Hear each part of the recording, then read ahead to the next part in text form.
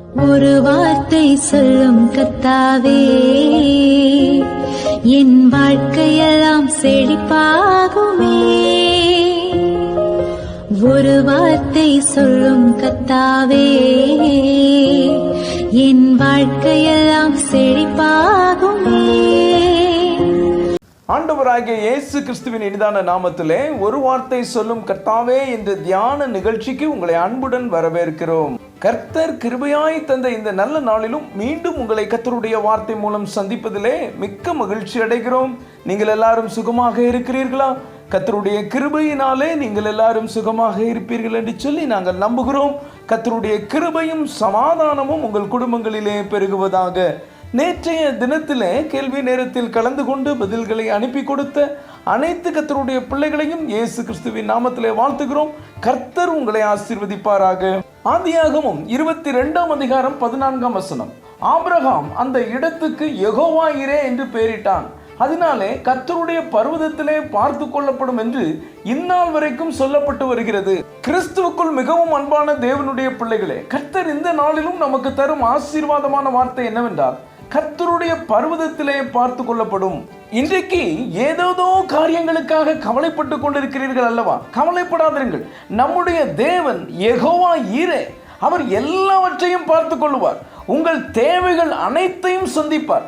இங்கே ஆபிரகாம் கர்த்தருடைய வார்த்தைக்கு கீழ்ப்படிந்து தன்னுடைய மகன் ஈசாக்கை கூட்டிக் கொண்டு மோரியா தேசத்திற்கு போகிறான். வாலிபன் ஈசாக்கிற்கு தெரியாது அப்பா தன்னைத்தான் தகன பலியிட கூட்டிக் கொண்டு போகிறார் என்று. போகிற வழியில் ஈசாக்கு ஆபிரகாமிடம், அப்பா நெருப்பு கட்டை எல்லாம் இருக்கிறது, தகனபலி கொடுக்க ஆட்டுக்குட்டி எங்கேப்பா என்று கேட்கிறார். ஆபிரகாம் நிலைமையை கொஞ்சம் யோசித்து பாருங்கள். ஆபிரகாம் எந்த பதட்டமும் இல்லாமல் விசுவாசத்தோடு கர்த்தர் பார்த்து கொள்வார் என்று சொல்லுகிறார். எவ்வளவு பெரிய விசுவாசம் பாருங்கள்.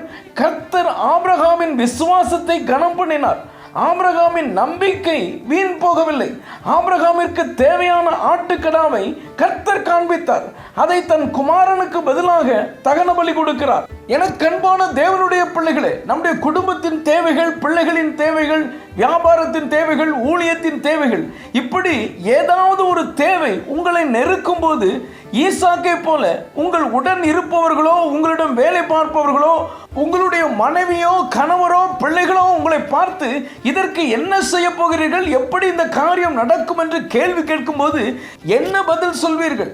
இனி தைரியமாக பதட்டம் இல்லாமல் சொல்லுங்கள், கர்த்தர் பார்த்து கொள்வார். நாம் கவலைப்பட வேண்டிய அவசியம் இல்லை. அவர் யெகோவா ஈரே.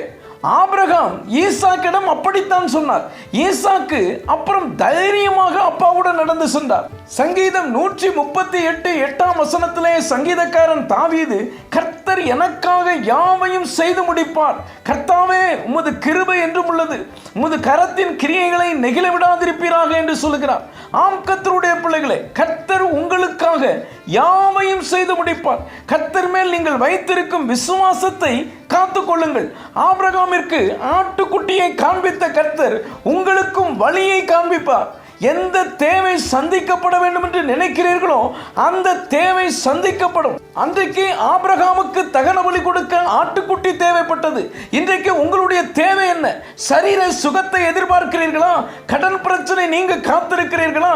பிள்ளைகளின் படிப்பு தேவை, திருமண தேவை, ஏதோ ஒரு பண தேவையை குறித்து கலங்குகிறீர்களா?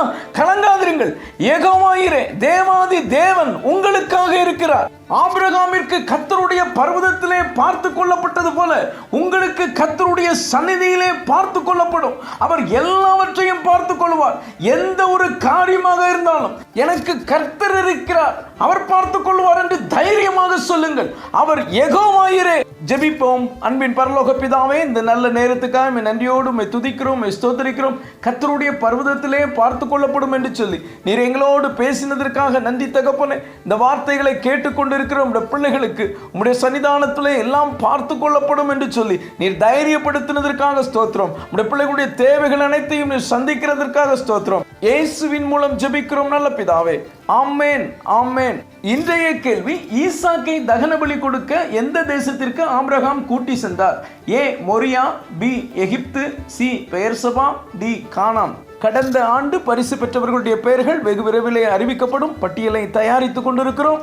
இந்த கர்த்தருடைய வார்த்தை உங்களுக்கு ஆசீர்வாதமாக இருந்திருக்கும். ஏனால் தயவு செய்து லைக் பண்ணுங்கள். உடைய நண்பர்களுக்கும் உறவினர்களுக்கும் வாட்ஸ்அப்பில் இருக்கிற அனைத்து குழுக்களுக்கும் அனுப்பி கொடுங்கள். தொடர்ந்து நம்முடைய மிஷனரிமார்களுக்காக ஜெபித்துக் கொள்ளுங்கள். கர்த்தர் உங்களையும் உங்கள் குடும்பத்தின் பிள்ளைகளையும் ஆசீர்வதிப்பாராக.